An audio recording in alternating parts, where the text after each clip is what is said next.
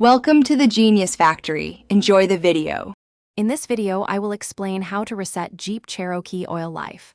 First, turn your ignition to the on position, but do not start the engine. Next, fully depress the accelerator pedal 3 times within 10 seconds. This action signals the system to reset. Finally, turn the ignition to the off position. This simple sequence should clear your oil life indicator, ensuring your vehicle's maintenance system is up to date. After performing the reset, it's important to confirm it was successful. Turn your ignition back to the on position and check the instrument cluster display. You should see the oil life indicator now showing 100% or a similar confirmation message. If the reset wasn't successful, simply repeat the accelerator pedal procedure, ensuring you fully depress the pedal each time within the 10-second window.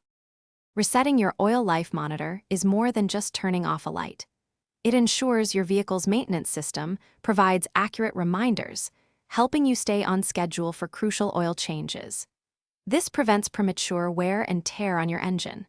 By correctly resetting the indicator, you avoid unnecessary service lights and maintain your vehicle's optimal performance and longevity. Beyond resetting the oil life, remember that regular oil changes are vital for your engine's health and performance. Always consult your owner's manual for the specific oil type and recommended service intervals for your vehicle. Taking these steps ensures your Jeep runs smoothly for many miles. Also, for a great way to enhance your home, check the description for a link to the Echo Dot smart speaker and other fantastic deals. Thanks for watching. If you found this helpful, don't forget to like and subscribe.